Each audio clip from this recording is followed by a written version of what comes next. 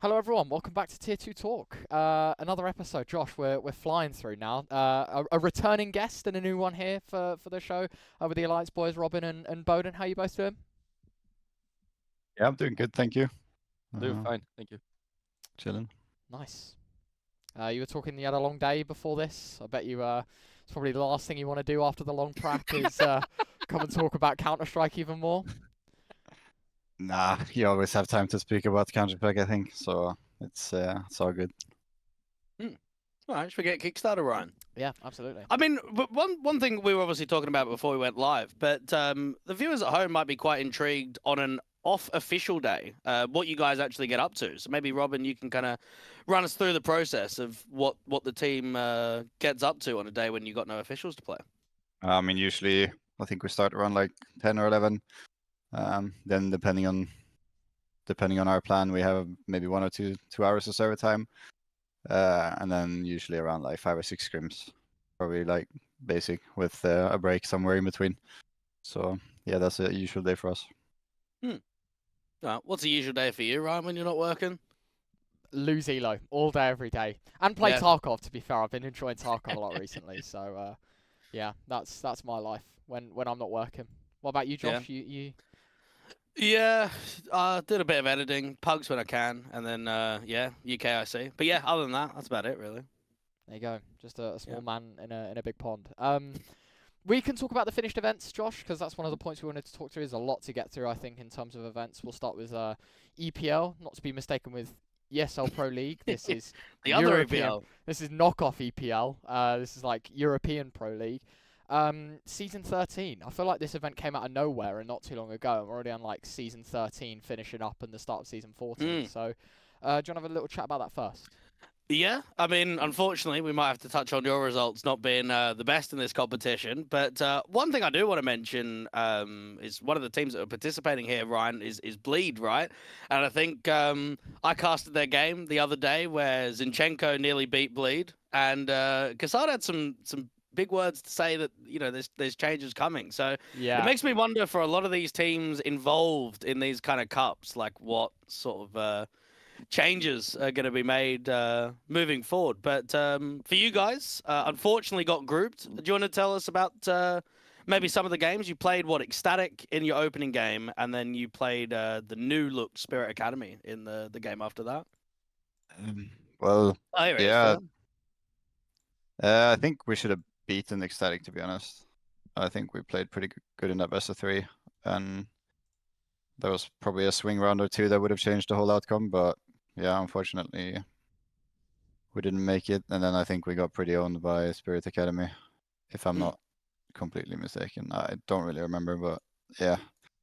The only thing I could remember from like the Ecstatic game is that besides me going completely dogshit on map 3, going like 215 or whatever it was, we unfortunately had like the boost bug, you know, when you jump up on another player and they kind of like twirling around a little bit and you can't aim. We had it for like 4 or 5 times in a row, and it was like crucial rounds where we could have gotten a kill, but we didn't, and then we ended up losing the round.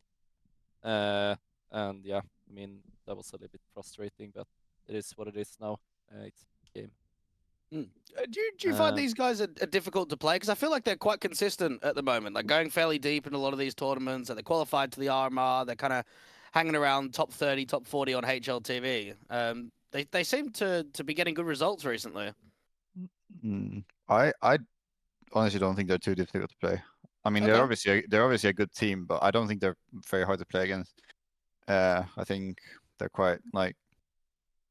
I think they try to play like Tier 1 CS. I think, and that makes like Tier 1 CS is a bit more. It's not easier to play against, but it is easier to play against because it's less unpredictable, I would say. Rather than like Spirit Academy, for example, where it seems like you're just getting white swung and someone's walking through a smoke and someone's where they're not supposed to be and you just lose. Yeah. Oh, well, we can bring that one up as well, Ryan, because maybe there's another donk to come out of this team. Well, that Mango guy is pretty good, I think. Yeah, he's the AWPer, right, of the team? No, I don't think so. I think Keegan is the AWPer. Keegan is the AWPer. Oh, okay. Because I know that that Alpha guy, wasn't he playing on Sprout for a little bit, Ryan? Wasn't he playing there? Yeah, I there think? you go. Yeah. Past teams, Sprout, Boston Crab, there you go. I guess that's probably where ex-Blue Jays, Cloud9 Academy, back when that was a thing. Yeah, I fair remember playing against him and with him in PGL a few times, and I mean, I didn't know him back then, but I knew like, okay, it's a pretty decent player, you know, even though he wasn't known in the scene. But yeah, I feel like they have strong there, like potential future talent, the coming tier 1. Well, we yeah, can we'll touch see. on the playoff bracket as well, Ryan, because one of the teams obviously that we had on the last episode was TSM, and they came on to make what, top 4, placed third Placed actually. third, yep. What do you think of the complexion of that team? I think obviously a lot of changes have come over the course of the last few months. I think a certain management is a bit desperate. Yeah. Yeah. I have my opinions about a certain player in that team, and then yeah, that's it. Yeah, sure, fair enough. Quite obvious. Maybe he shouldn't be allowed to play, but who knows? Who knows? Yeah. Yeah, well, we can move on with that one, right? I know Yeah. he's putting up good numbers, but yeah. I suppose Danish Derby in the grand final as well. Looked like Ecstatic were going to close. It was actually a really close grand final in the end. This Prezi team, have you played any officials against them or any scrims versus these guys? We against them, right? 2 times, 3 times, I think. And I think they've been playing actually really well when we played against them. So, I mean, it's like compared to how they play against us in scrims, I would say that okay, this would be a 3-0 game for them against Ecstatic. But it feels like, you know, they maybe crumble a little bit in the officials, or either they're just like a really good anti-strat team for against us, you know, like they're really good against us. I don't know yet. We haven't played against them in officials yet, just in scrims, so I can't really tell for sure yet. I mean, I want to say, Ryan, that this is a team that I want to see on LAN and play LAN fairly consistently. Like, it's going to be tough for them to get a lot of qualifications, but to have Refresh, Roy, and Dupree on that team, I feel like they could definitely show more on LAN than maybe what they're showing online, and perhaps the RMR is a good example to see if they can upset and qualify to the major. Yeah, I think that'll be the litmus test for them, right? It's like how good Prezi are when it comes to being able to like stare your opponent in the eyes rather than, you know, being in your room. Because as you say, you've got like 3 heads here that have been around the block when it comes to traveling to events and stuff a little bit before. Obviously, Roy in the Copenhagen Flames days, Refresh, I think, you know, through and through has existed in LAN Counter-Strike, and obviously Dupree is the most notable name of the lot. So sure. Yeah, it will definitely be an interesting point when Prezi gets to play in the RMR soon. Yeah. All right, well, yeah, I'm sure season 14, I don't know if you guys are playing in that or whether it's even public yet, but I imagine it will probably start fairly soon, Ryan, because that's all they do all year round, isn't it? Get another season going. Get them in, mate. Get them in. Yeah. Can we talk about the close qual that was the fucking most chalked close qual I think I've seen in a while? What's this for? Oh, yes. This is the IM China event, in which basically 3 of the top teams that got invited just pulled out, and then it kind of made it free range for all the tier 2 teams to get an opportunity. So I don't know if it's conflicting with maybe the RMR in terms of like preparation or what it was, but Big, Eternal Fire, and Falcons, I suppose maybe Cato as well for Falcons may have kind of come in with a potential clash of dates. But yeah, when you've got Big, Eternal Fire, and Falcons pulling out, I think it's just free range for everybody else. It's so funny as well that obviously Open Quali 1 there's 2 teams, and I'm guessing there's meant to be 2 teams from Open Quali 2 as well. And then they just added extras, yeah. Just chucked whoever was about in there. So yeah, it's that is interesting. It's a Russian qualifier. Pretty much. Yeah. Yeah, 6 out of 7. Oh, 6 out of 8. Yeah. There you go.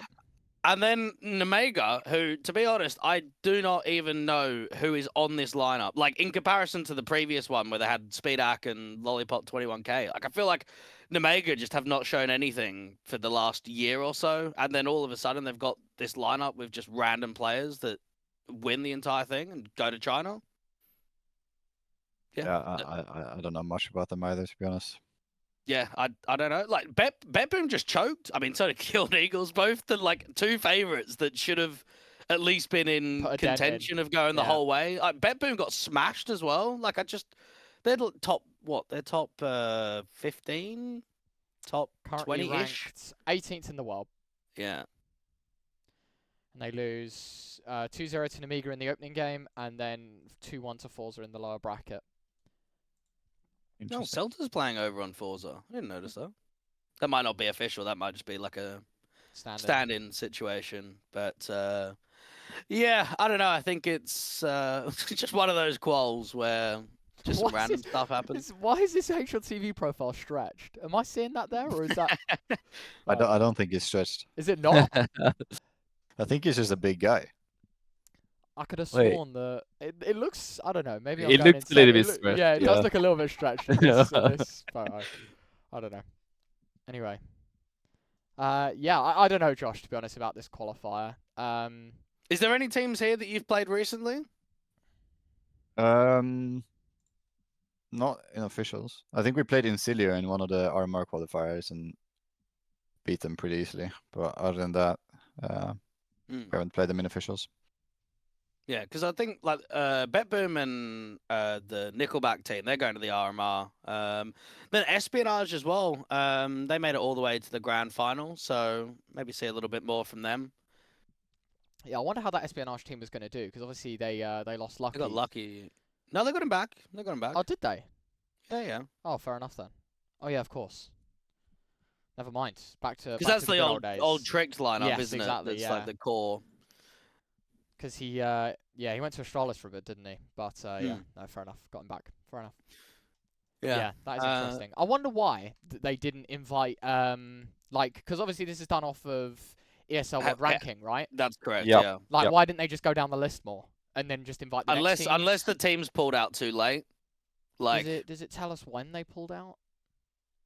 No. I think I just saw it from the announcement, basically saying open, like, closed qual starts today. These are the teams, like, they're going to be standing in, basically. So I don't think there was a announcement beforehand. Yeah, I don't know. Maybe the main event is clashing with something or something. I don't know. It is 8th to the 4th. What's then? Yeah, it's after the RMR Nothing. circuit, at least, yeah. Shouldn't be anything there then. Yeah, I don't know. Yeah. I don't know why they've done that. No excuses. Yeah. Maybe they're just focusing on the RMR. Yeah. Could be.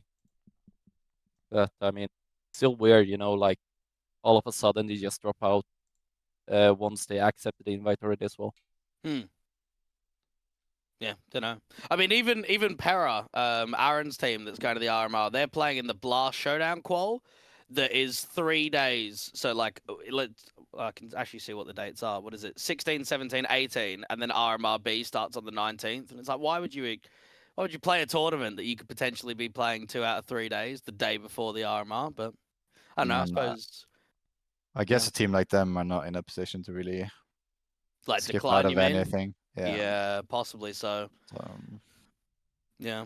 All right. Well, we can actually have a look at the other Blast qual, Ryan, that happened, because Metasport were able to win the whole thing, and I wanted to get your thoughts on that one, because obviously I casted the event. Personally, I thought they were going to get grouped in the group stage. I mean, they had Apex and Furia in best of ones, and were able to upset Furia twice, and then beat Sprout in a best of 3, and then beat Apex in a best of 3. Like, am I the only one that thinks that's just insane that you can beat Furia twice and beat Apex in a best of 3? Nah. I mean, I wouldn't say I expected it, but like it wasn't like impossible for me. Like, especially like best of 1, Furia doesn't look too good. I think I haven't been looking very good since the addition of Fallen. And then like a best of 1 against, or they beat Apex in the best of 3, I guess, right? But, Yeah, they beat them in the grand Yeah. final, best of 3, and smoked them. Like it wasn't even close, which was the most surprising thing to me.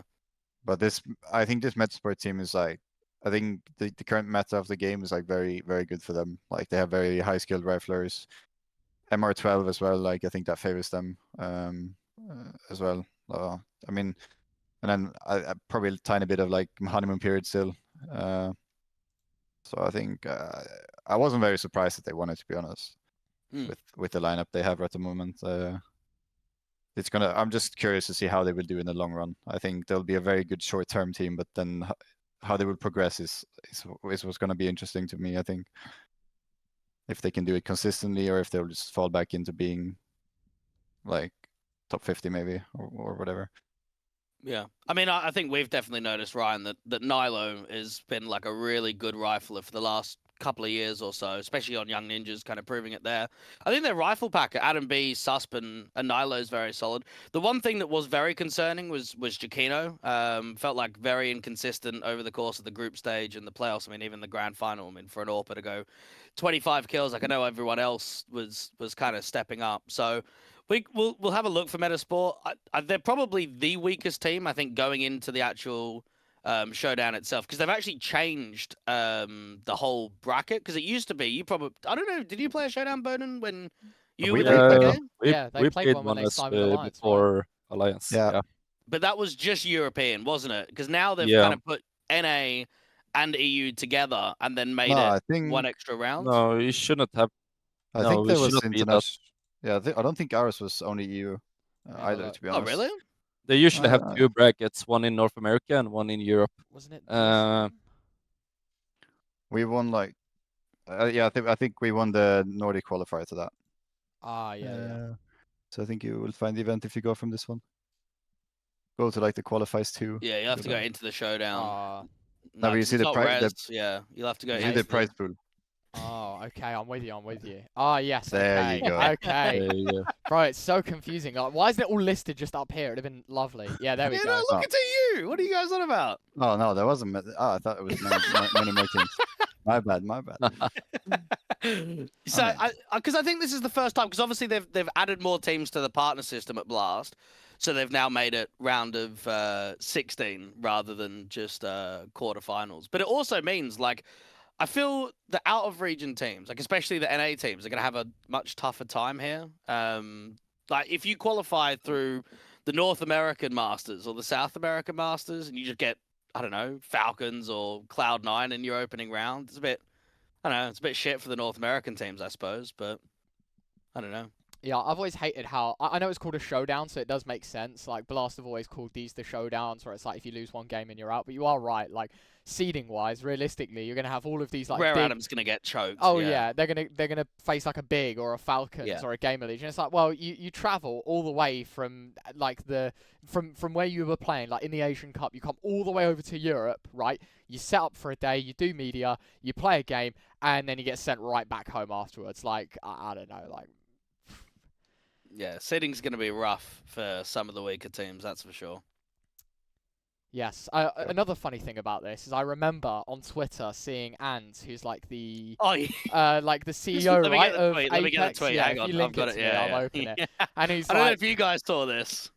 And he tweeted, I think it was all in Norwegian, right, Josh? And he's tweeted about to play Metasport for a Blast Spring Showdown spot, and then like one of the guys that works at Apex replied, "Oh, congratulations on your Blast Spring Showdown spot!" Like before the game even starts, and obviously they go on to lose the game, and then people are like clowning him and. Yeah, there you go. So Josh tweeted, translation, free place in Blast, delicious. Wow. So there you go. Here's the original tweet in the translation. So it's like, have fun playing Metasport, exciting game. And then the reply is like, congrats. Congratulations. And then obviously they lose. Oh. What a tweet. Good on that man. There you go. What's his role at Apex? Oh, he doesn't say. Maybe he's a... Wait. Can't even see. No, he doesn't show. Yeah, maybe just like investor or something. He doesn't really like say that he's anything special, so don't know. Yeah, just a funny tweet, really. I thought it was hilarious when I saw it. I was giggling. Bad I was look. giggling. So yeah, okay. Well, we can dive into a couple of events that you guys are playing in now. The Yellow Compass Spring event, Swiss stages. What are you 1-1? I think in the stage at the moment. Yeah, we smoked Metisport last night. 2-0. Oh no. Yeah, it was 13-0, 13-0. Oh, They it didn't was even join the in- server. It was A1, right?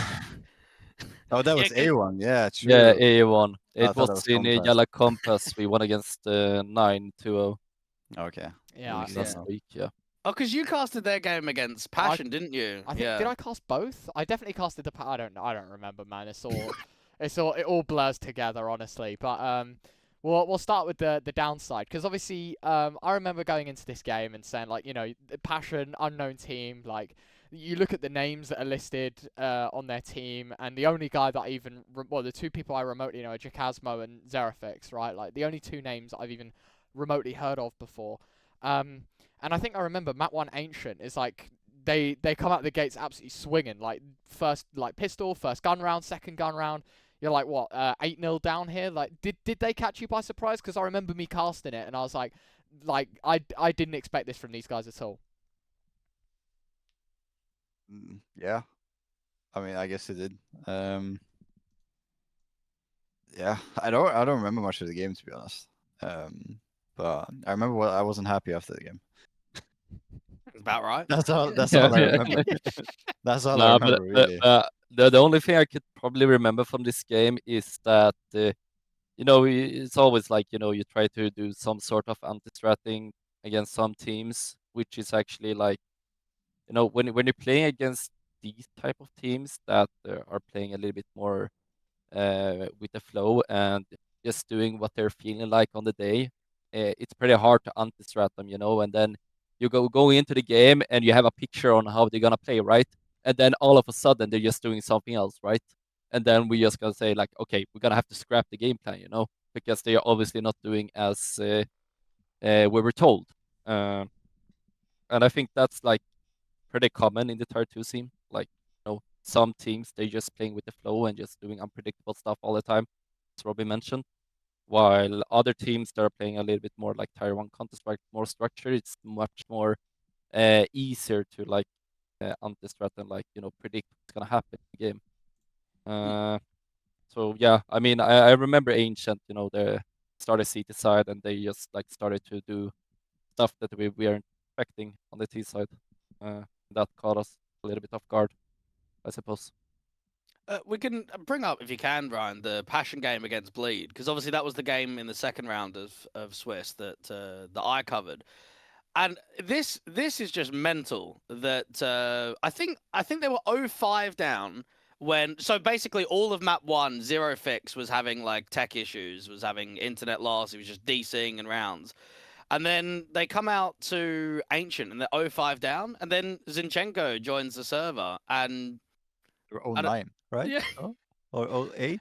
Are So, they? yeah, They were like, because I think what happened was they didn't update the alias on the HUD until it was 09. So I think he actually joined at 05. Yeah, but they were 09 down. Zerafix disconnected when he was 0-4. So this would have been like start of round 5. Zinchenko played. Somewhere like that, yeah. Yeah, and I mean, as you say, right? He joins at round 5. They go 9-0 down. And then they come back and win the game.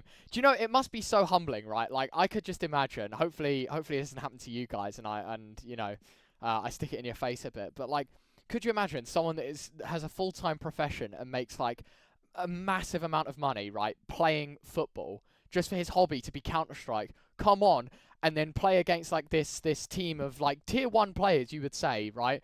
Like, yeah, fair enough, a new team, but you play like tier 1 players. And, I mean, okay, it's a 0.95, but, like, he actually holds his weight in his team versus Bleed. Like, man. I mean, he did good. He has an 85% cast as well. That's not bad. So. Yeah, he was playing A anchor on City side of Ancient, and I remember one round they just, I think it was when, it might have been when they were 09, and they just tried the A rush, and he just like, I think took first contact, got a kill, put the incendiary down and got 2, and I was like, what the fuck? They've just rushed him and he's got 2 kills. So Yeah, and then obviously map 3 kind of goes down the avenue where you're thinking, all right, this is where Bleed just fucking get on top of them. And then they probably shouldn't have even won this map. Like, if you are an international team, are you extremely concerned by this result? Like, I know obviously you guys lost to them, but with Zinchenko playing 2 maps and you nearly losing an entire best of 3 with this team, would you not be concerned? I mean, maybe a little, but like at the same time, I think people underestimate how long it takes to build a team. Like, it's not easy to just like be a team and play good Counter-Strike and be synergized and do everything right and whatever. Like, it takes a lot of time, and like especially now in like MR12 as well, there's a lot less room for mistakes. So I don't know. I mean, maybe it doesn't look very good like for a team that's supposed like with those names maybe, but at the same time, I think that's just the name of the game at the moment. I think it's a new game. They're building a new team. There's a new meta, like less rounds to play, less room for mistakes. Like and mistakes are gonna happen if you're a new team. So I mean, it's probably something they shouldn't like shrug off. They should definitely speak about it and like highlight the problems and stuff. But like for the amount of time they've been together, I don't think it's like that big of a deal, in my opinion, at least. Okay. Well, we can also touch on your other game because you mentioned that you played 9. Now, this is probably the unfortunate new build of 9, where even Kai is probably just was so upset that he didn't get that call up to go over towards Ents, that he got left here and kind of got the scraps, to be fair. I think it's very difficult for 9, Ryan, to kind of get back to what we're expecting. Like, this is a completely different team now. As you say, like, basically the best 3 from 9 get bought out to go to tier 1. And then you've left the other players in the team, right? Like Kai and Minio, basically to rebuild with whatever's left in Polish CS, right? Because obviously, I guess 9 want to stick to that route in the sense they used to be a Swedish org, right? Yeah, I think they Yeah, were. it's a Swedish org. I'm familiar with the guy that runs it. I mean, there's obviously like a couple of them, but one of them is actually living here in Gothenburg as well. I don't know if he does that now, but he used to at least. But yeah, I mean, if we're speaking about 9, like it's a Swedish organization, and I mean they started off in the Swedish scene as well, and I think they made the right choice as well, go international, especially with the Polish scene because of the fan base, but also the players that were available. And I remember before, what was the name of the team before they joined 9? What, these When guys? they got them? No, Hades and K, Minio, and who else is it? Goofy. I have no Goofy, idea. yeah. Wait, what That was like was the Villa? name before? Was it Vizsla? I know a lot of them played like- on. Well, yeah, they played on Vizsla quite a bit together with like Spiro and that. Oh yeah, it Um, could have been that. I don't really remember. But I only heard that okay, they're gonna sign like a good team, you know, and I was eager to see that, and I mean it paid off for them. So I mean I'm super happy for them that they made the right choice and it paid off. But yeah, I mean, I don't really know. Did they even manage to sell them for a decent amount of price, or did they go for free to I Ents? actually don't know. I don't know either. I'll have to look when it's not on the screen capture, because I remember Hades signed later than the rest of the squad, right? Like they picked up Well, an original they started with team. Spiro, didn't they? Yeah, and then obviously brought Hades in later. So Yeah. the only person that I could think that they would have sold for a decent amount of money is Hades, because he would have signed a later contract than the rest of them. My guess is either they were close, like the contracts were close to running out, or they timed it right with like free agency and stuff. I don't know. Then again, Ents were put quite under pressure, right, for the RMR spot. So maybe they did pay a lot, and I knew that. So who knows? Yeah, difficult rebuild, I think, for those Definitely. guys. And then your next game in this comp is against Sangl, which is LNZ's team, right? Him and Youngster that are playing over there. Yeah. Yep. When's that game? Oh, it's a little while because of the RMRs, Yeah. isn't it? Yep. It's a break, 1-2 weeks or whatever it is. 1 week at least. I don't know. Have you guys played these Sangl in official or scrims before? To me, Ryan, they look a bit lost in some games that I've followed from them. Yeah, I think there's some odd picks in here, and I think they're really struggling with results. So I'm not even sure if I would consider them to make main Swiss. No, I'm safely on the side that this team is like the clueless rebuild of clinging on to a bit of hope. I mean, to be fair play to Sangal for like obviously sticking, because I think their old team, if I remember their roster, they actually had a pretty decent roster, right? Like the Soulfly Scrunk. That one got lot, like top 50 odd. Yeah, and I guess like they've just been trying to rebuild as players have left and been bought out or whatever. But they lost QB recently, didn't they, to Fnatic? And now look at it. So They lost Panics as well, I think, to oh, alternate Atlax. attacks. Yeah. Yeah. So lost a couple of pieces. It's always hard for a team, you know, when you're losing one player and then in another 2 months or a month you lose another player. You know, you always have to rebuild and go through the basics again and just go back from step one. You know, and teach the player how to adapt in their gameplay, right? So I can probably like Sangal. Maybe they're a little bit, you know, frustrated. They have to start over again. Mm. But I mean, you gotta give them the respect for keeping their grind up, you know, and doing whatever they can with what they have. yeah, Okay. We can move over to the A1 Gaming League because Robin, you said the 13-0, 13-0. That was a really quick game, wasn't it? Yeah, it was pretty easy, to be honest. Yeah, I'm not sure what happened with the scheduling there because maybe Metasport didn't think they were going to be in the grand final. I'm not sure how easy it is to move games in the gaming league, but yeah, free win, nice and easy forfeit. Yeah, I mean, I not mean, much to say. You take those. Yeah. Who else was playing in that league? Let's have a look at that one. That's your win. Although it doesn't list it as a 13-0, 13-0 on HLTV, we can imagine for the sake of it. You played Secret in your opening game though. Secret. Do you know what? I want to ask about those guys because they beat you 2-0 and then they beat 500 2-0 fairly comfortably. And obviously this is a fairly new roster. I don't think they've been around for like longer than a couple of months at max. Yeah, month, I would say maybe. Yeah, I was gonna say I think it's I even think it's been less than a month, right? Could be. I haven't even heard. Oh, okay. Yeah, 1 month. A month. There you go. 35 days. Yeah. What do you think of that roster? Did you have some struggles against them in that best of 3? Yeah, I mean, we obviously did. But I don't B0den, know. what's going on? We need to just get these matches out of here. What's going on? It hasn't been too great recently. I mean, with the recent update of CS2, my PC is obviously not capable of running the game. I mean, I'm probably running around with like 200 FPS right now, sometimes down to 175. So it's obviously not playable. But yeah, I mean, Robin got himself a new PC last week. I'm probably gonna get myself a new PC or order a new PC this week so I can get a new one next week. And then hopefully we'll see some better individual performance from my side. But yeah, I mean, right now it is what it is. Okay. Oh, yeah. Man.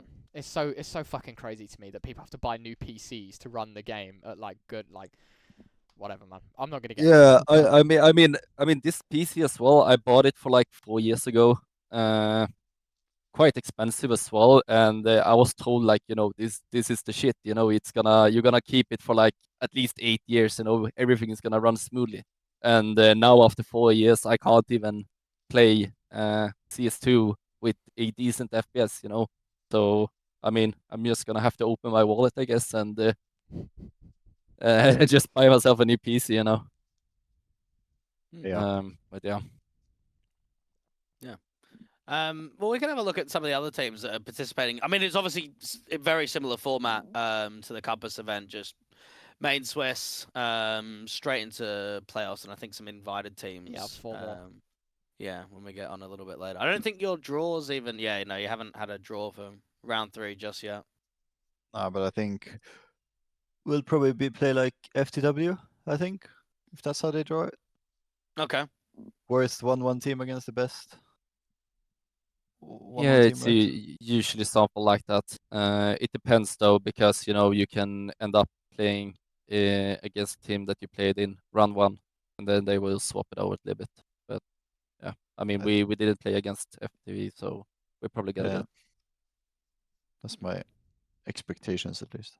Yeah. So what actually officials do you have coming up? Is it literally just Compass and this, or is there any other new events that you think you're going to pick up over the next few weeks? We actually had an event. I don't even remember what it was called, RCL or whatever Oh, it was, that's the but one it that was everyone put on pulled out hold. of. Yeah. I saw Yeah. that. It was something that were happening there, and we just had to pull out Yep. during the successes. But I think we have another one that's not announced yet as well. Okay. That, yeah. I think that's yeah, that's true. That's true. We have another one as well, but it won't be until April, I guess. I think Oh, that it's was April? scheduled in April Oh, already. So okay. we have a month or two before that. Yeah, got a little while till April then. Yeah. Yeah. But I mean, there's always like AGTV tournaments coming up every month, so we'll see if we get another invite or not. But for the moment, we just try to practice as much as we can now when we have the free time to develop our game, get on another level. All right, should we get into some RMR discussion, Ryan? It's going to be great fun. Unfortunately, well, I say we have to do the boring bit first, but we have to talk about the RMRs themselves, open qualies before anything. So what we'll do is we'll have a quick chat about the open quals and your experiences with our lovely platform challenger mode, and then you can have your opinions on the RMR teams, and we'll have like a little tier list that you can fill out. But first, talking about the open quals.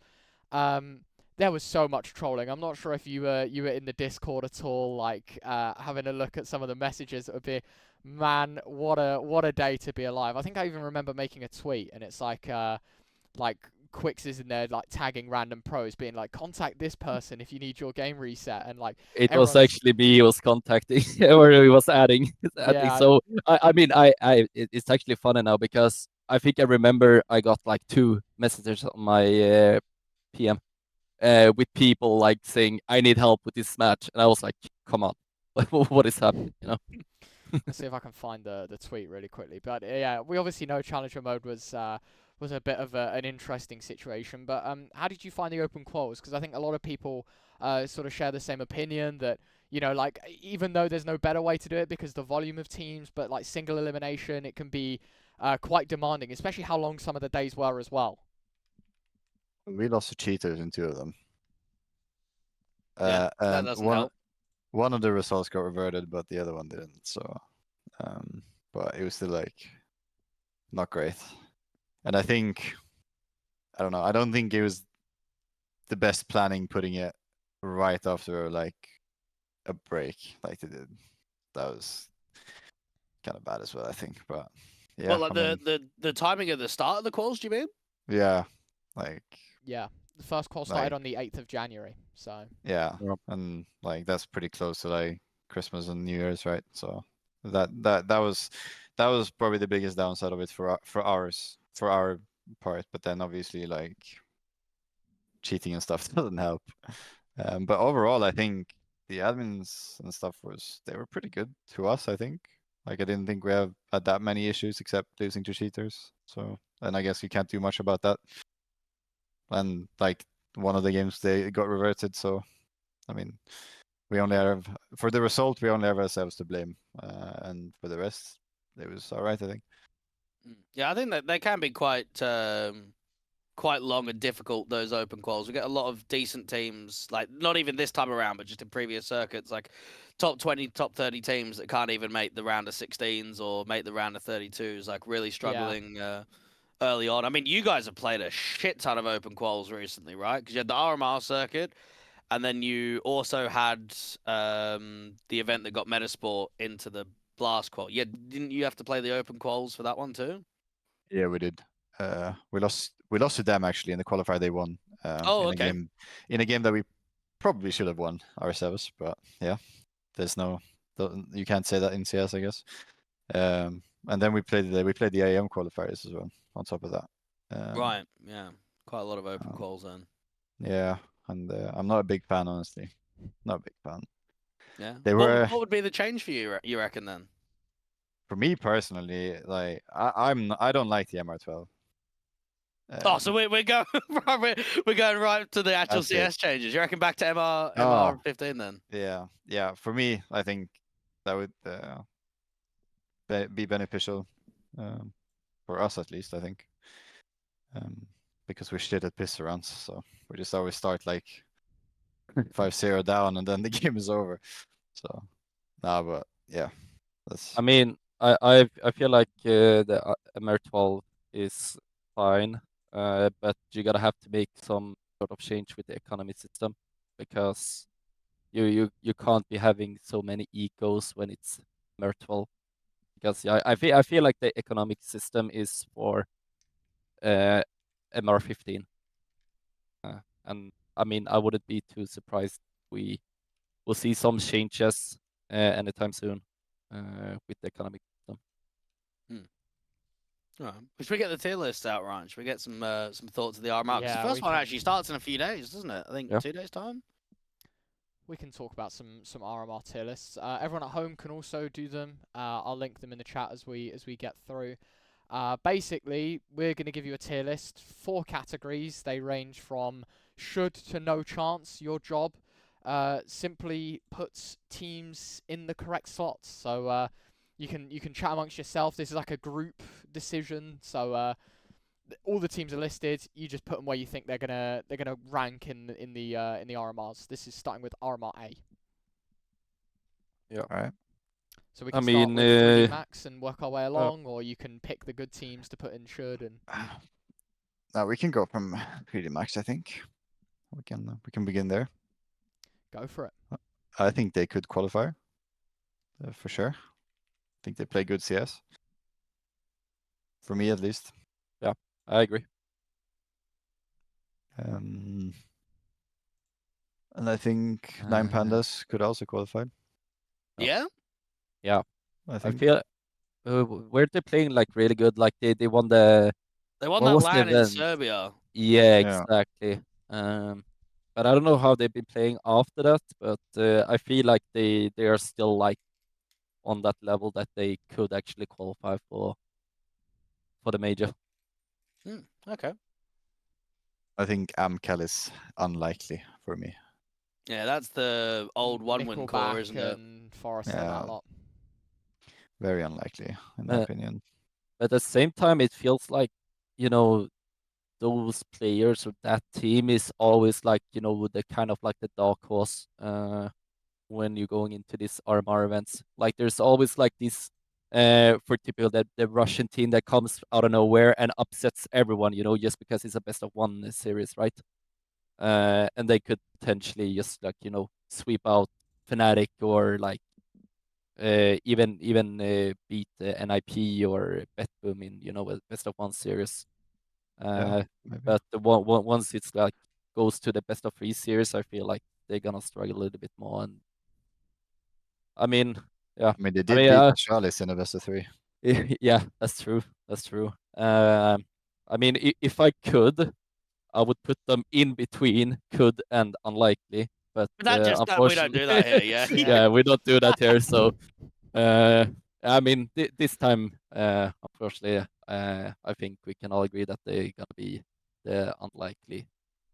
But I think Decision. other than the RMR, because obviously they went straight into the closed qual, they didn't have to play the open qual.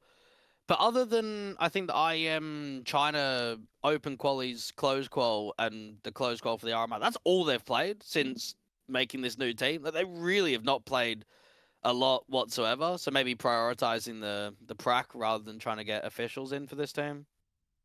Yeah, I mean, I think that's probably the right decision right now for them. Try not to give away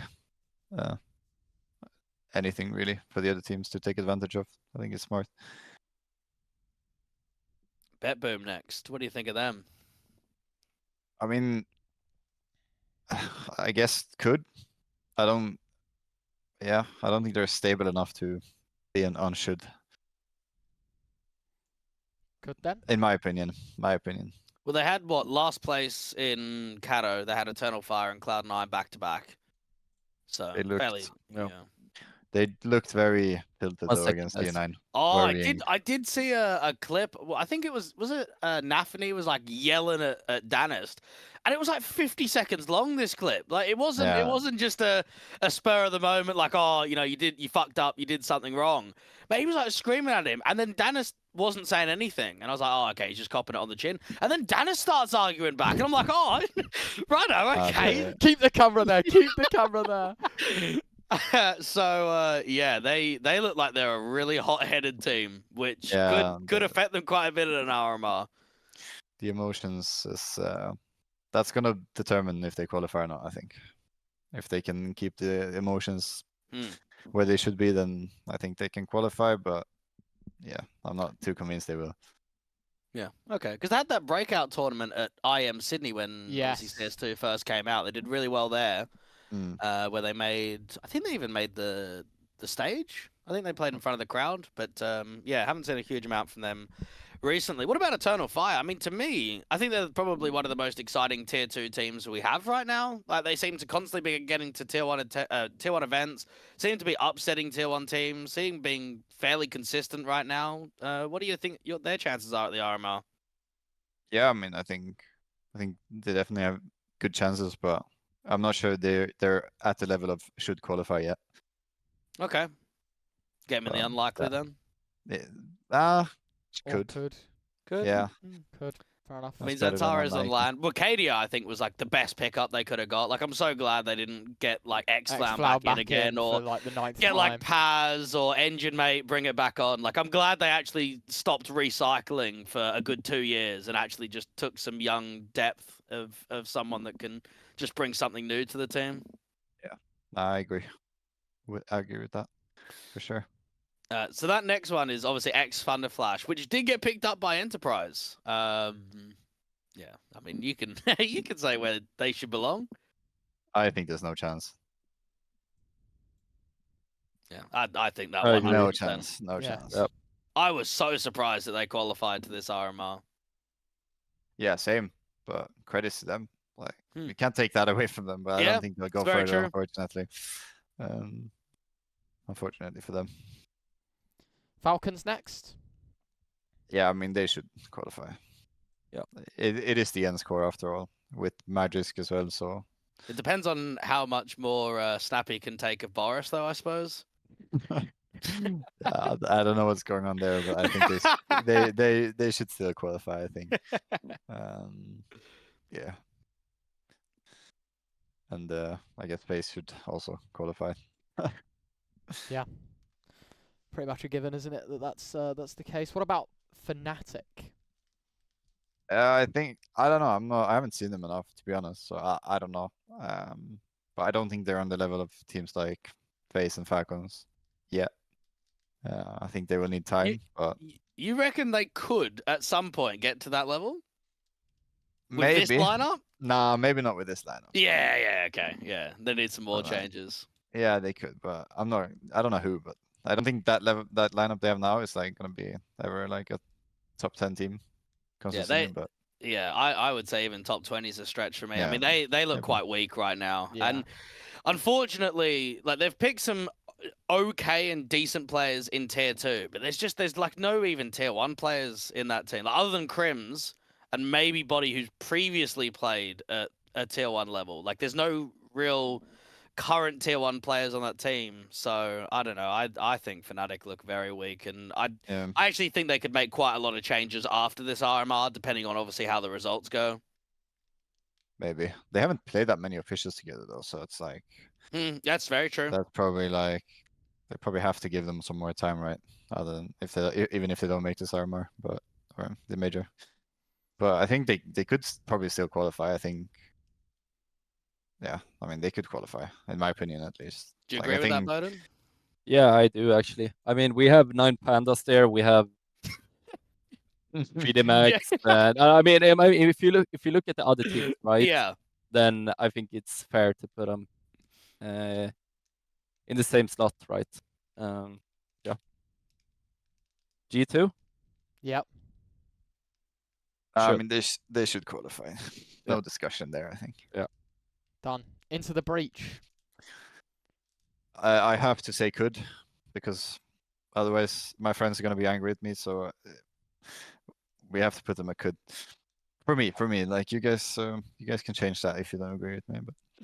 But b0den, maybe we can meet somewhere in the middle. Yeah, can we get them in the middle there? No, but I mean, obviously it's Robbie's friend, so I mean, we have to respect them in that sense. But I mean, for me, that doesn't know them that well, I would have put them in likely. Yeah, I don't know. that's I fair. haven't I haven't seen them play that much, so I don't really know how good they are right now. They haven't been playing very Not much at at all. all. Yeah. Since bringing Thomas back for the RMR slot, Yeah. they haven't really played much CS at all, I don't think. So No. yeah, the Almost the goat. insight I'd Totally. give Josh into, obviously we do our own tier list that we'll post on socials at some point. I put ITB in no chance. Yeah. Even though I'm I'm friends with Thomas and that, and I think they wouldn't particularly like the fact that I put them there. We put them there last time. Yeah, look, they did well last time. That is And true. they did, yeah. That is yeah. true. Like, But yeah, I don't know. I think it's very similar to like the to a lot of the other teams that sit in tier 2 right now. It's like if you start having a good streak in the BO1s, if you can beat a good team and that Booker roll score gets changed massively, where you get easier opponents as such. There is a world in which that maybe it's a 3-2 kind of thing, or they go 2-3 and have to play in that last chance bracket. There is a world in which they could qualify to the major, but I don't think it's going to be in the same spectacle as we saw in Paris. I think their opening I game agree. is going to be important. Like last time, Yeah. I think they played Na'Vi, right? And they got an overtime on like Inferno or something. And then that was when Viperio played Fnatic. I think I remember that. Opening And games, it was just they played G2 in their opening game, so it's a tough opening game. Well. Yeah. I mean, best of one. If they get a good map, a good start, they can beat them. I believe in Thomas, man. Full belief. Yeah. do you believe in the IGL era of Thomas though? That's the big question, because obviously No comment. yeah, there you go. The translation is he is shit. Yeah, no. I know nothing about him as an IGL. I'm just saying, from my experience, no comment. Fair enough. Koi. So this is the Movistar Riders that rebranded to Koi for whatever reason. I think they merged, right? Because Koi's they were a Valorant team, Don't know, or mate. like a Valorant, or Shit I don't game. know. Yeah, but I don't know. They're now Movistar Koi, so Unlikely for me, I think. Very unlikely that they qualify. Navi first game as well, but you never know. I don't know. It's so hard. I think it's unlikely for me. Yeah, I don't know unlikely. what b0den says, but I feel like it's fair. Put them in there. Fair enough. Na'Vi next. they should qualify. Good. They look pretty good, I think. To be honest, they look better and better for each event. I'd say so. Fair Yeah. enough. Yep. NIP. Tough one. No chance. That's a tough one. Nah, I don't know. Yeah, I don't know. They haven't really played anything, right? So it's hard to tell where they're. They played the spring groups, I remember. Yeah. Lost the but that G2 was twice, beat Complexity. yeah. I mean, I wouldn't say that they should qualify, and I wouldn't say that they have no chance. But I mean, I'm not too sure if I would put them in. They could, or it's unlikely.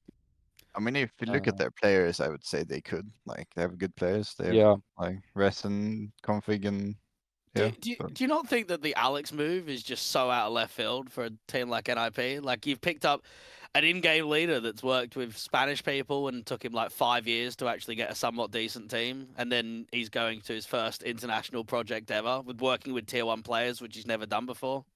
Yeah, I think it's a weird move. Like, I don't want to step on anyone's toes, but like picking up an IGL 28 years old, never been tier 1 for like to NIP. That's, in my opinion, should be like a championship contender, and like considering their legacy or whatever. Then I think it's, I don't know. I wonder where their ambitions are at the moment with that move. But it's very true. Yeah, it's very underwhelming, and I think if they just pick together a Swedish team Like if they'd never made the international move or whatever, they would be 10 times better today than they are now. Maybe even like actually gambled on some talents and gave them some time. It feels like they're like trying to build. They're it doesn't make any sense, but it feels like they're trying to get results now instead of like building a team for later. Do you think that there is a mix of 5 Swedish players that could play at a tier 1 level tomorrow? 100%. The only I agree. position I think is, I like Hampus as a player, but I don't think he would be enough to make it NIP a top 5 team.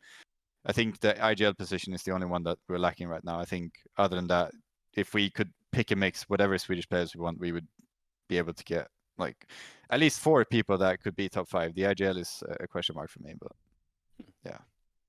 All right, so where should we put NIP after all that discussion? I mean, if you look at the lineup, you have to say that they could qualify. If you look at some of the other teams, like it depends on what NIP we that will come to the event, right? I think. Yeah. Fair enough. We got Saw agree. next. I think it's unlikely that they qualify. Likely, yeah. Opening game against VP. You're going with unlikely. Yeah, and VP should qualify. Should. Yeah, in Ali Jami we trust. Ali Jami. Yeah, they got. There we go. RMR A done. You get the privilege of sorting 16 more now in Group B of the RMRs. I'll quickly bring up the brackets so we can see. I do want to see more teams in the no chance for you guys. To only have one just feels like we've got to at least put something in there in the next category. I have more here. Okay, now we're talking. Yeah. Here we go. I have a spicy one here as well, I think. All right. You want to But start we with can, Apex then? Yeah, I mean, I think they could. Yeah, they could definitely qualify. I think there is. I mean, bit despite their inconsistent. losing to Medisport recently, I feel like they're still a really good team. Yeah. And also, like, in terms of the LAN environment, I feel like they are getting even better. I think they So, proved that at Cato. I mean, they yeah. got 13-0'd in their opening best of 1, but still made the group Still stage. made Like it, that's yeah. not easy. That's not easy to bounce back and get 2 back-to-back BO3 wins under their road. No, that's true. No, I agree. they can definitely qualify. Astralis next. I think they should qualify with their lineup now and stuff. Should. Yeah. Should. Yep. Cool. Done. Cloud9. Yeah, I mean, I think they should qualify as well. Even Yep. though they're a bit shaky, they should still qualify, I reckon. What about Ecstatic? I think it's unlikely. But like I think they play good CS. So like I can see them beating good teams, but I don't think it's good enough to. They don't have many LAN experienced players, do they, on that lineup? No, I don't think so. Not really. Not really. I think like it's like a studio LAN. This is right, so I think that doesn't matter too much. Like in that sense, I think like yeah, teams are like tier 2 teams or tier 3 teams or whatever, like are drilled enough to like go through the motions on LAN, I think, and not crumble too much. So I think I don't think that factor plays like too much difference, but I think it's still unlikely that they qualify. Okay, unlikely. Ents. Could, I think. I'm not convinced they should, but I think they could qualify. Do you think that their Cato run was like maybe pushed further because it was in Poland than maybe the results they can actually provide? Maybe. I mean, it's so hard to say, right? Like you don't have enough sample size to see where they're at. Like they're all capable players, obviously, and like Leive's a 4-time major winner or whatever, and the others have made deep runs before, but you never know. I think. I feel like they're still a little bit unproven as a roster. You know, I want to see a little bit more from them. See how they're performing. If they would have performed well in another Tier 1 event, for example, I maybe would have. I mean, should, but for the moment, I would say that it's safe to say that fair that they are in could. Yeah. Gamer Legion Gamer next. Legion. Yeah, it's another could for me.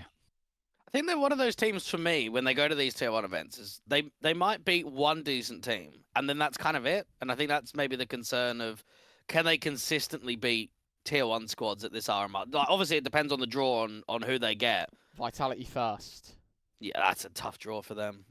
Yeah. I mean, if there is ever a time to beat Vitality here in CS2, I guess it would be coming off the back of a very bitter Katowice event. So I mean, like they obviously they eliminated G2 from the RMR back in Rio, didn't they? Yeah. So they've proven that they can hold their weight against strong end competition when pressure's on. that was like when G2 were like number 3 or 4 as well, right? Like Yep. very high ranked Yeah. teams. So I remember that game.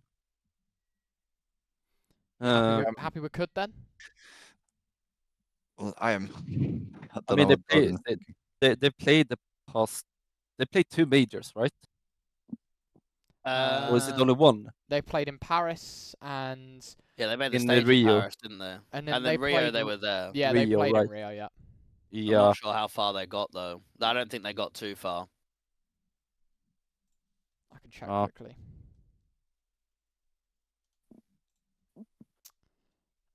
Rio.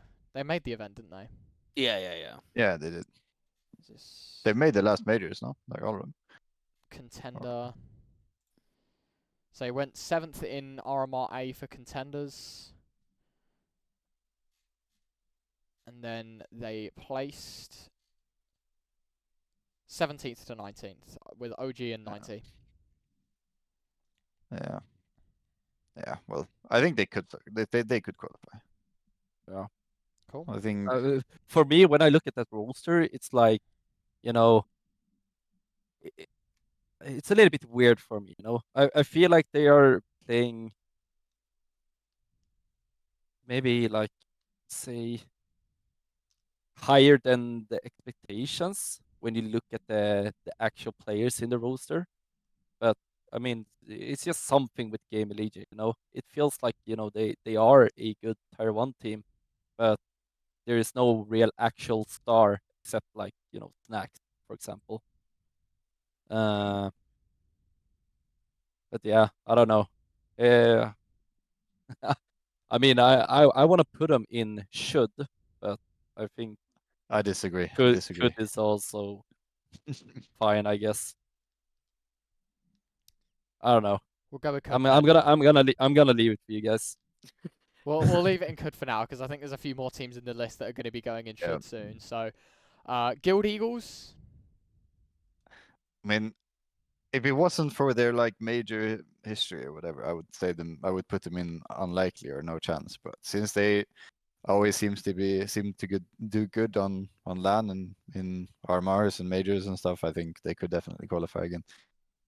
Yeah, I think we need to say that they do well at the RMRs. They don't do well at LANs because they never qualify to anything because they're just terrible online. It's literally the RMRs, which is the only thing that because the last event they played was the major, like the last LAN event, and that's like what 8 months ago now. Yeah, that's a while ago. Something like that. For a team that was playing a top 20, 30 level consistently for nearly 12 months, it's crazy to think that they just do not qualify to anything else other than the RMRs. Yeah, it is. I don't know. I don't know what's so why they're so much better there. But I wish I was extra good at RMRs as well, to be honest. Heroic next on the list. Yeah, I mean, I think they should qualify. I think their lineup is really good, and I don't think they look that bad. And I think they have the perfect lineup to beat some of the lower tier teams, kind of. Yeah. Well, even the old Heroic when Cadian was still there, they never used to get upset. Like even especially in best of ones, felt like always opening rounds at LAN events, they would just mow over the tier 2 teams quite easily. Where there's definitely some tier 1 squads that struggle. Like Big is a prime example. Like they struggle against the tier 2 teams. That's but, a banger game to open. Heroic Preezy. Do you know what that is actually? Yeah, that'll be a great one to watch. Another bad game, yeah. Monte could qualify, I guess.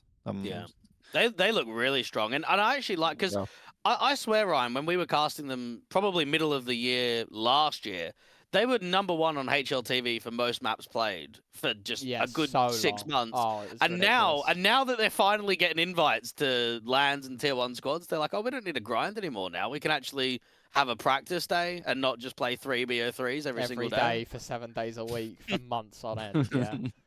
Could be the downfall. Yeah, Never know. Slip I out the suppose so, routine yeah. and it all falls to shit. Yeah. Well, they haven't made Yeah. any roster changes since Boris left, because Boris left just after the major. They got Bro, and then that's it. They haven't made, they haven't needed to make any changes. Their results, especially on LAN, have been pretty consistent. No, that's true. They've been impressive. They've done way better than I thought beforehand. So that's good. Mouse. Yeah. Mouse should qualify. For sure. Yeah. I Done. think Brolan's looking pretty good in that lineup as well. He seems to be starting to find back to his usual self.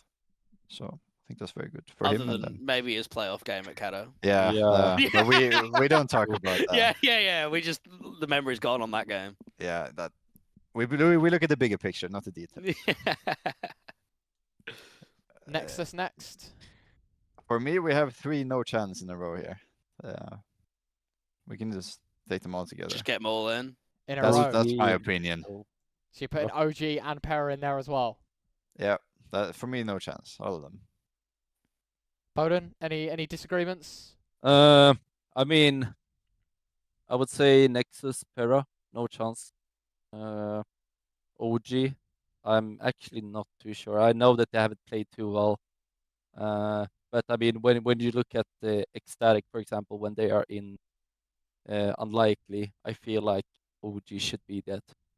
But I mean, as I said, they haven't been playing too well.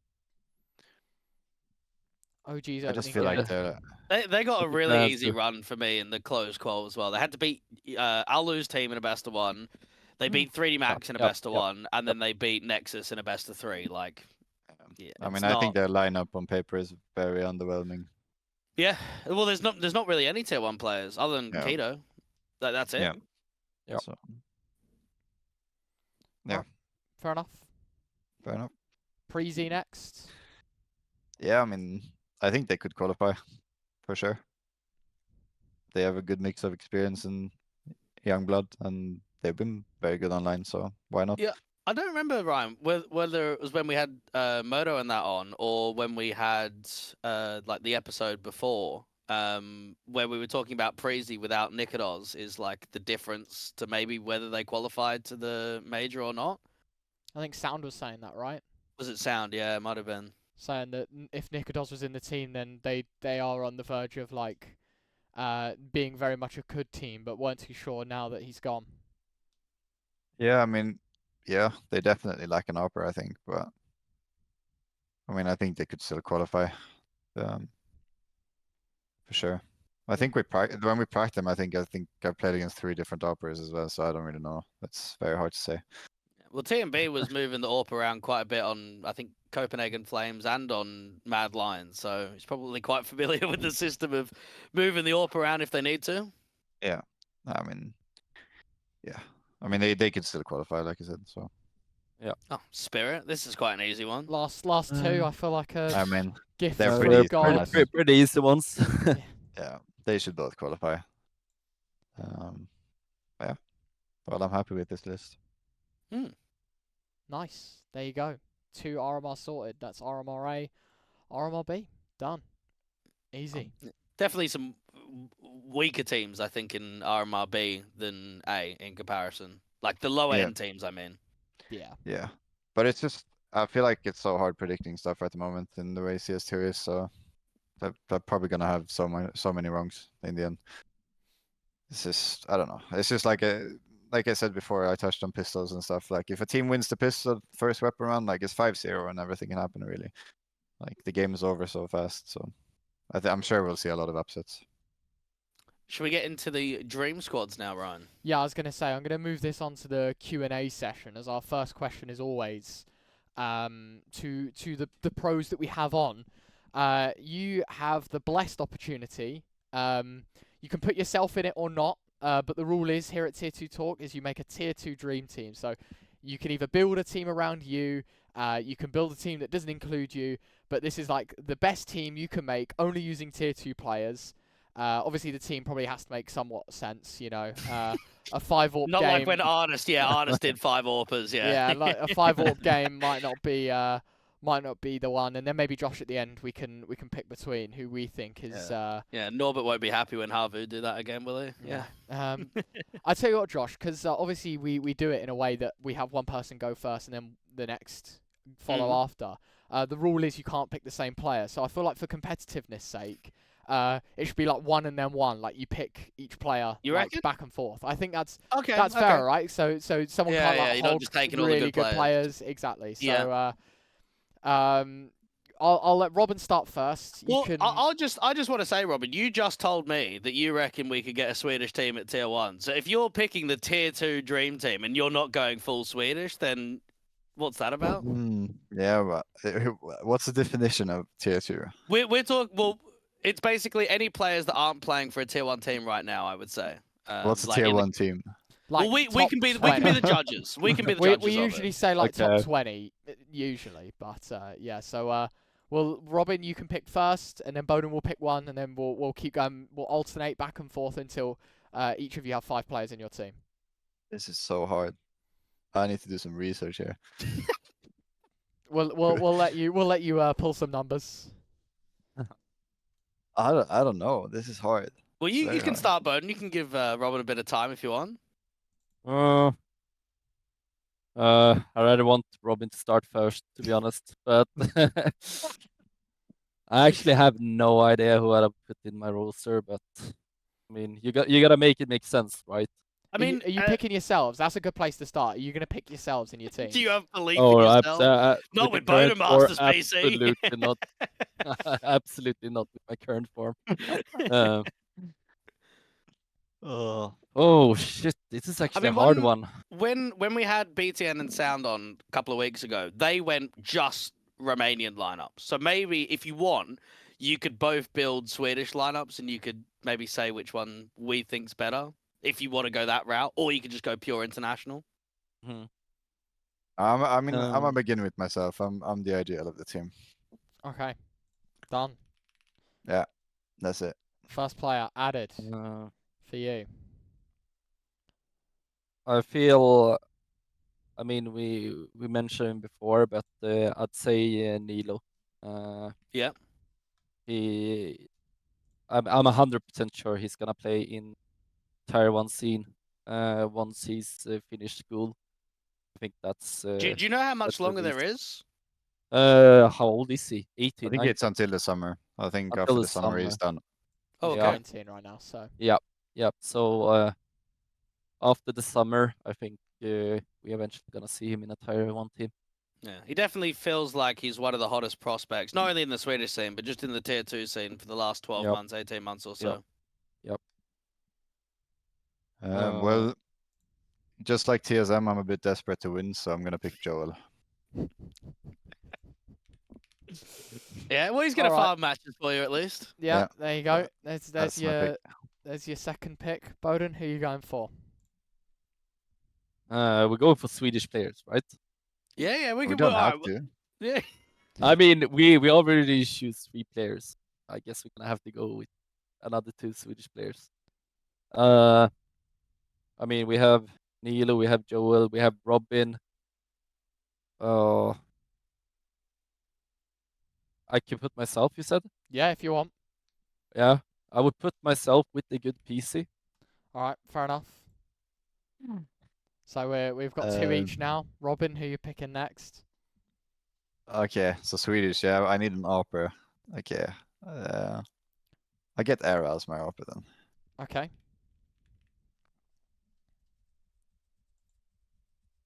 This is where you could go like Swedish core, but like international team. You know, like 3 Swedes, 2 imports. Like. I'm committed. Okay, fair enough. b0den, who's your 3rd player in your team? Tough. Surely you bring Flusher out of retirement, no? Flusher? Could be a good addition.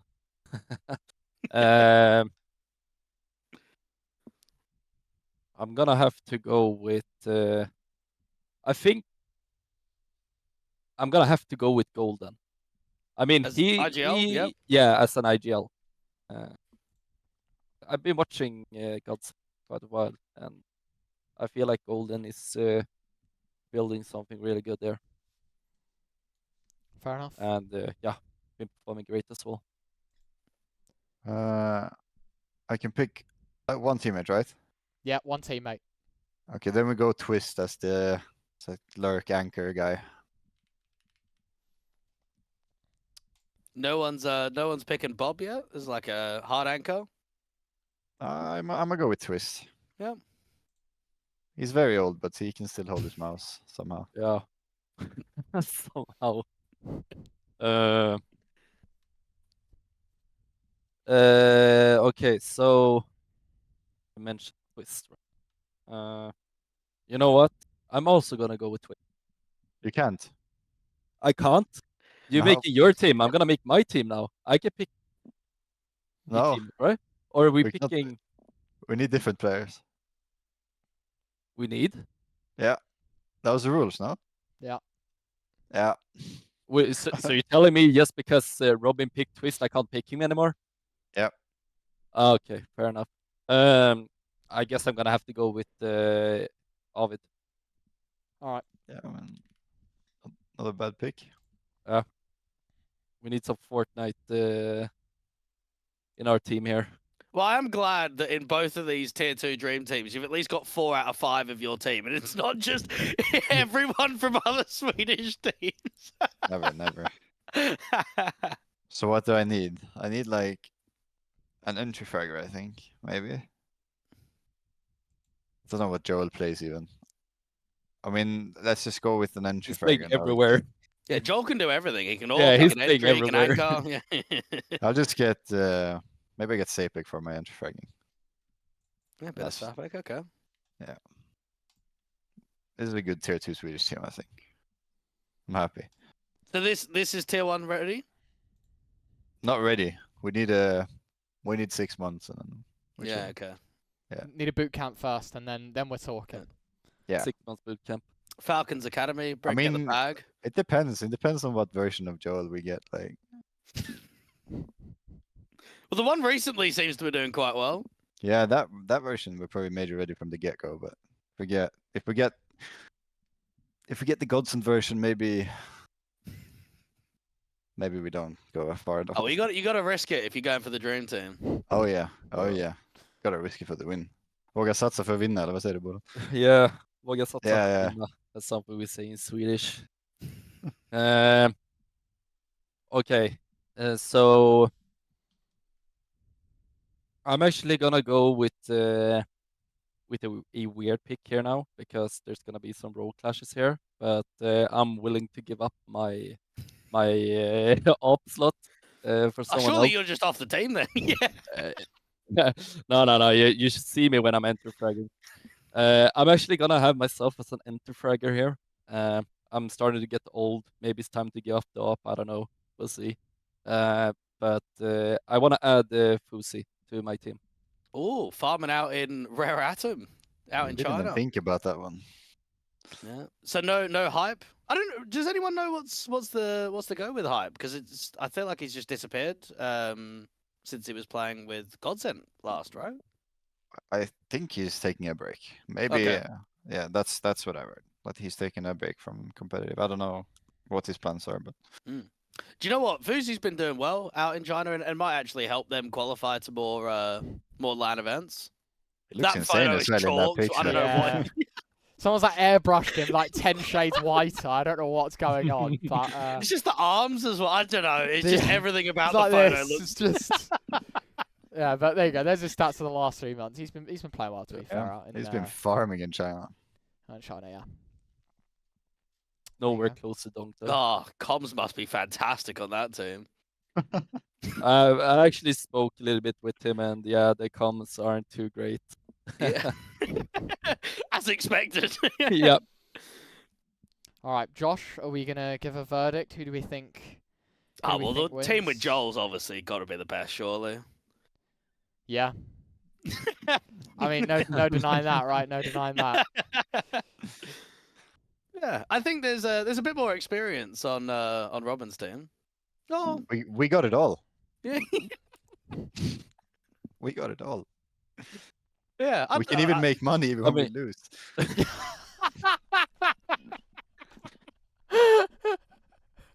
Man's been Oh my holding that one in God. all evening. Oh my God. Oh It's great.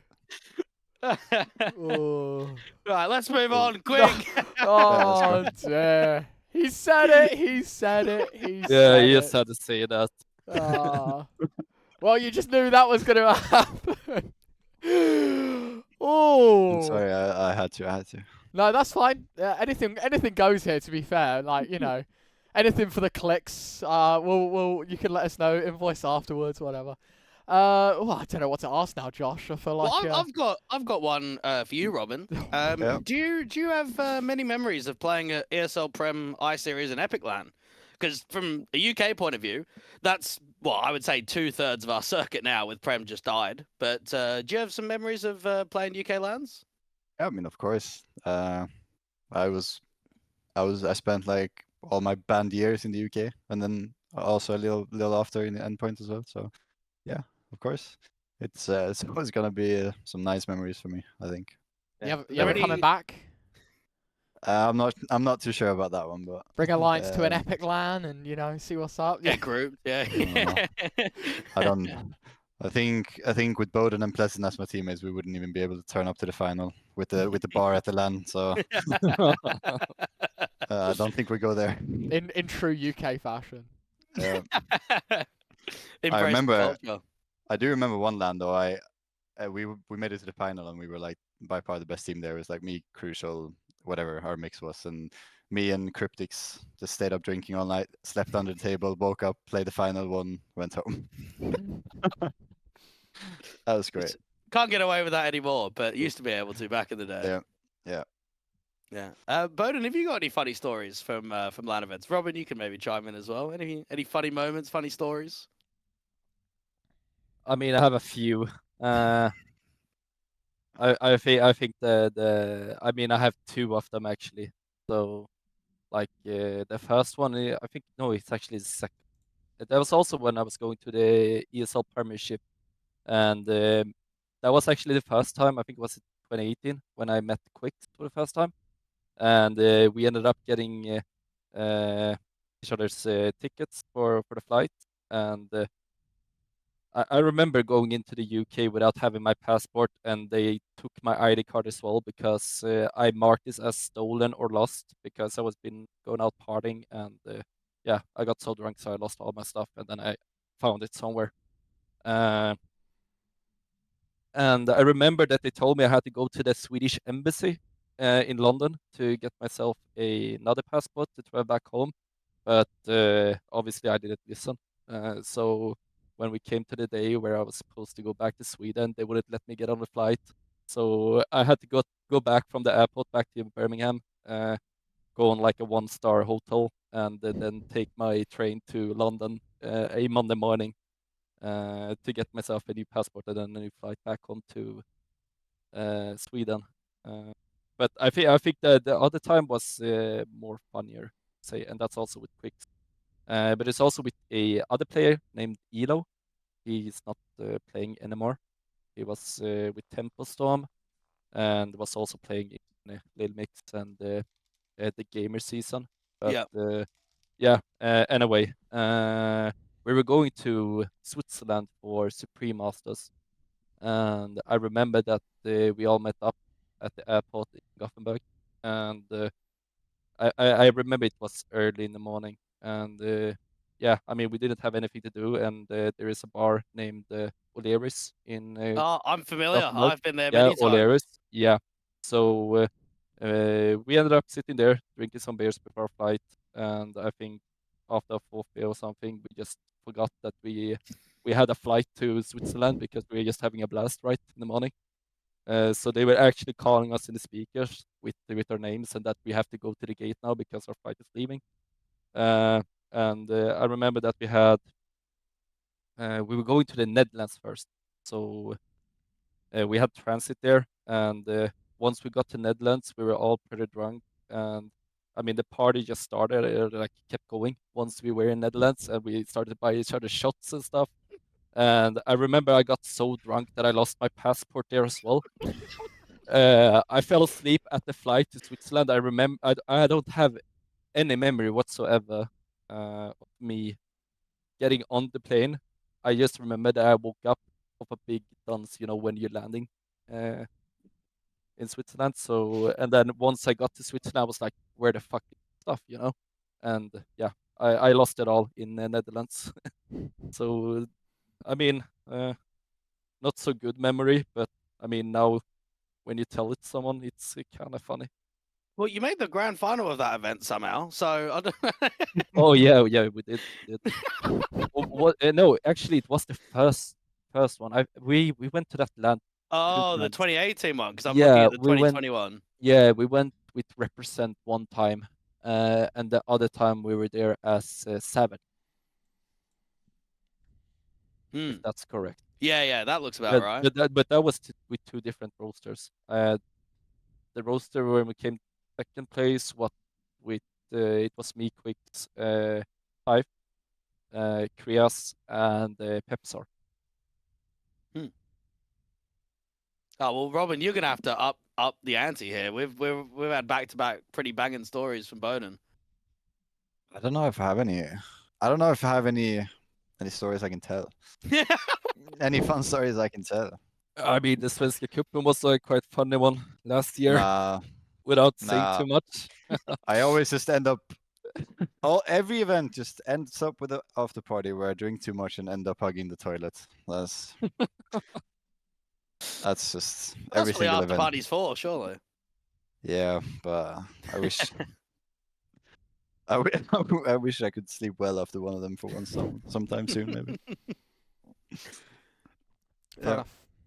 Josh, we can reel it back in a bit, get us back on track. Yeah.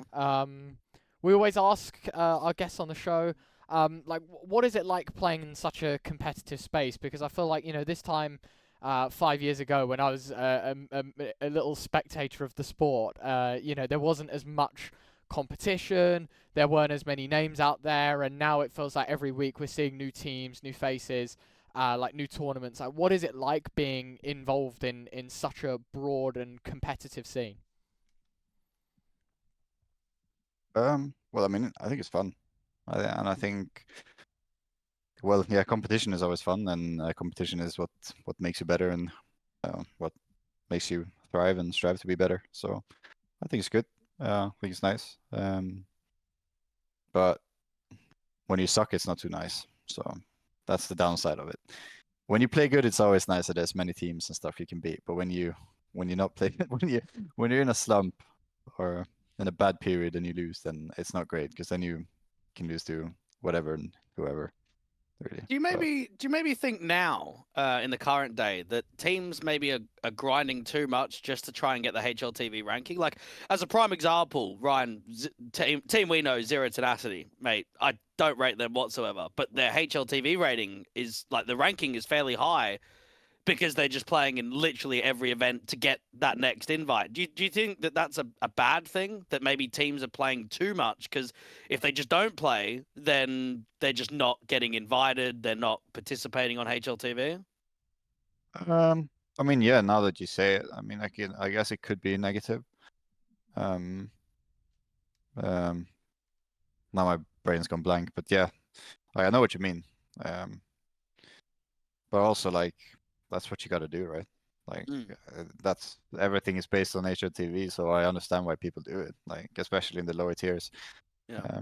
Because we don't have the privilege of going to a LAN every week and getting 3 points for placing last, like, that's the harsh truth that we live in. So yeah, I mean, I guess the quality could definitely be better if people maybe focused on practicing more and not playing officials. But at the same time, I think officials is what make you better, because that's when you can really test your stuff and analyze your stuff. So I think balance is good.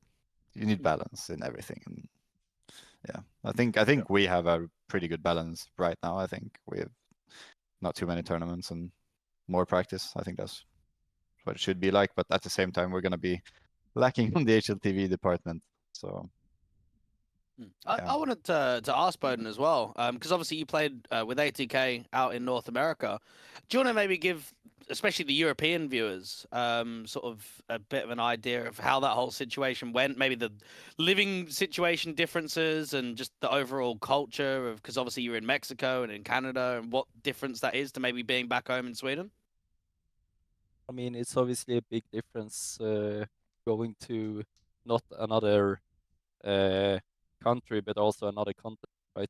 Because like when I'm here in Sweden, I get to sit here in my room, you know, and play with other players in a team.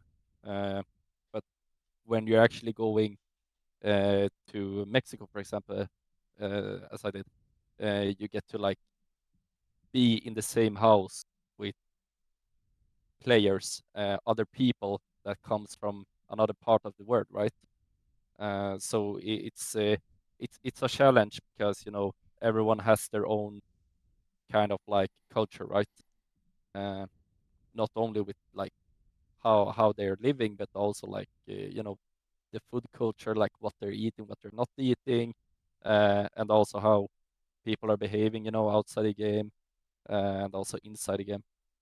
So I mean, it's for me at least, it was a really good experience because you know I got to grow a lot, not only as a player but also as a human being, to understand how other people works, right?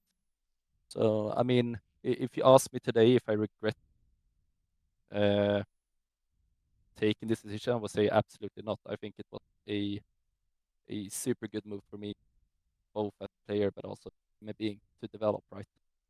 Uh, I remember also like the reason like he went to China, right? He asked me a little bit of like, how is it, you know, something that I should do, and I told him, yes, you know, try it out. You're still young.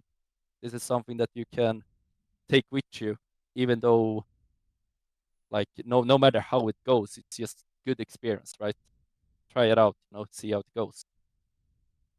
But yeah, I mean, in general, it was pretty successful for me, and I had a blast. But if there is other people, other players that are like wondering if they should try this or not, you know, my my answer would be like take the chance to get it, take the risk, you know, because if you don't do it, there's gonna be a time where you regret it, right? So yeah. All right. You got anything, Ron? Warm-up routines. Like, obviously you talk a lot about having practice days. Like, what's your warm-up routine before you head into like a day of practice or an official? Like, is there anything that either of you do in particular? For practice, I don't really have a routine. Usually we just go straight into server time, and then if I get some time over, I do some deathmatch. But for a game, I usually start off with some main bots, just get the feeling of the mouse, maybe like 5 other bots. Then go into some pistol DM. Usually just like around 100 kills. Just get the pistol aim going, and then maybe like 300 normal deathmatch kills, and then that's usually what I aim to do before a game. b0den, what about yourself? You Yeah. got anything in mind? I mean, it's something similar. I mean, there's many people that is taken by having a warm-up routine and a training like practice, right? My warm-up routine is like pretty much as Robin. I usually go into like aimbots and doing my session, you know, like few pills with the pistol and the rifle, and eventually with the AWP, just to feel like everything is correct, you know, no settings is wrong, and I'm feeling comfortable where I'm sitting and all stuff. And then obviously we have our warm-up practice just to get our comms up. Fair. All right. One thing I wanted to ask you, Robin, is what was the decision of why you picked up Arvid? Because I think for a lot of outsider people, you look at the team that you have obviously right now, and everyone's fairly familiar except him. because I think he played on what, Kappa Bar before you joining with you guys. So yeah, kind of what was the decision with that one? Well, I played a lot of Faces with him last year, like around the summer, I think. And I noticed that he was just very smart, like playing above his years and experience, for sure. Very like calm, strong aimer. Just overall, like just a solid player, like kind of like the rough kind of player, I would say. So that's basically it. And I think, yeah, I think when we made this team and b0den had us old guys done in his mind, because b0den was the initiator of the project, and I said I want David, and yeah, that's where we got him. For some reason, I don't know why, but I seem to remember a very early clip of him on like Overpass or something getting an ace. I don't know if it was with a dig or a pistol when he was. I don't know if it was even before you'd signed with Alliance. I don't know if it was the No, unrolled name. that was in the Sydney qualifier. He played with that Knossit mix with like JSR and stuff. Oh, was that what it? Um, Oh, do you know what it might yeah. be actually? Yeah, I just remember him. Oh, yeah, maybe it was with them. It was, and I think we were in like very early talks about this Right. project at that time. But he was already like mentioned and stuff when me and b0den spoke about like that wasn't like the deciding factor why we got him, I would say. Okay. I kind of want to get some insight into the org as well, because obviously Alliance is quite big in other titles, and this is their first sort of outing in CS. So do you want to maybe give us an understanding of how that came along, how you got in contact with them, or they got in contact with you, and just the whole story, and maybe from a present perspective, how they help out your team? This is you, b0den. Well, in the Swedish scene, everyone always knew that the Alliance wanted to enter CS. It was only a matter of time, and if the time was right. And I think, I mean, we're a bit lucky, I would say, because everyone was free agents at this point, and that was like the time for them to like when CS2 came out as well. They felt like, okay, now it's time to enter CS, right? And at that point, they wanted to create a Swedish team, and there was not that many players that was available, and at that point was like a perfect timing for everyone else, me, Robin, Twist, Essen, to like get a team in Sweden. So we played a few qualifiers, I remember, in the beginning, just for fun, and then we started to like do some good results, and we felt like, okay, maybe this is like a project that we can actually keep going with, continue to build.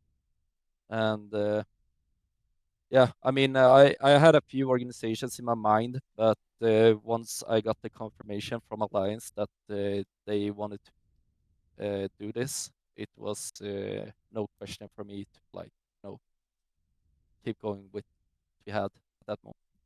And yeah, I mean, it was during the time where Sid made the Sydney qualifier, and Arvid was playing exceptional, and that's pretty much where we got it. Yeah, Oh. I mean, in general, like, how many months have we been in Alliance now? 5 months, maybe. Is it 5? So, I don't know. End of uh, September, no? yeah, end of September, 4 or 5 months now, maybe 6 Yeah. even. No. No, not 4 or 5.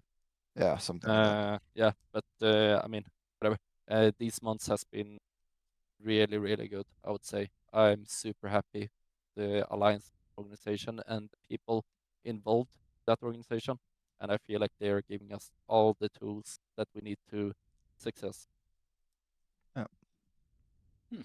Couldn't agree more. All right. Anything else? No.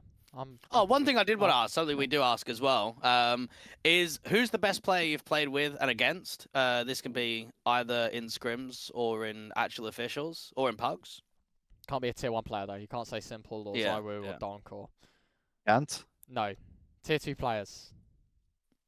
Who's the best tier 2 player I played with? I mean, like recently or Yeah, you can't call like a player that was tier 2 that's now tier 1 now. You that's can't. Yeah. This is a hard question. And then obviously played against. We normally try and get the out of left field players, like people that were maybe not on the radar. We got a crazy one last week, didn't we, Ryan? I can't remember who that was.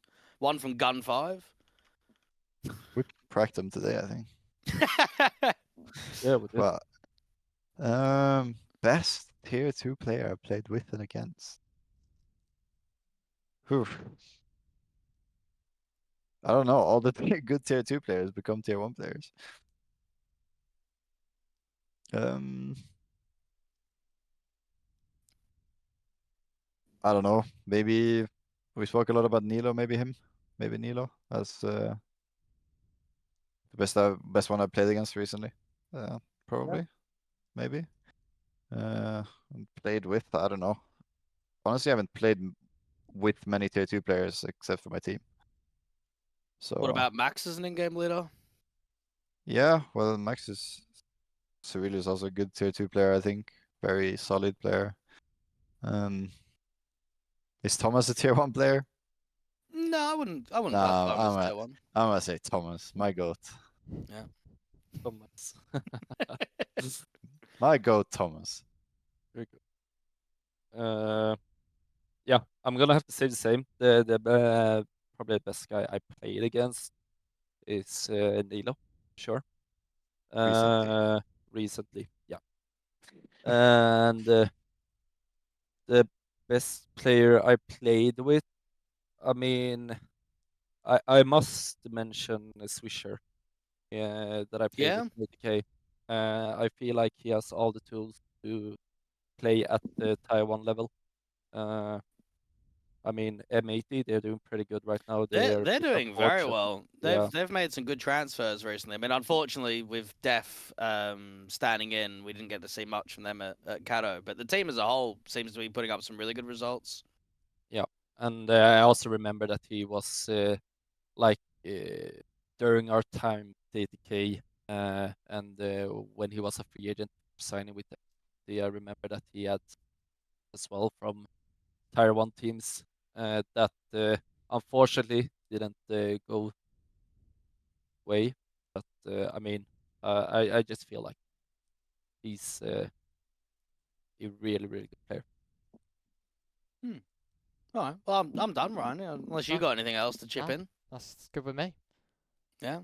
Sweet. Oh. Thank you very much to Robin and b0den for joining us. You can follow them on Twitter. It will be linked in the description of our YouTube. You can check them out on Twitter as such as well. Thank you very much, gents, for joining us. We'll be back next week. Hopefully, maybe not next week, but we'll say soon. TM for another episode. But yeah, thank you very much, guys, and thanks for watching, everyone at home. See you in a bit.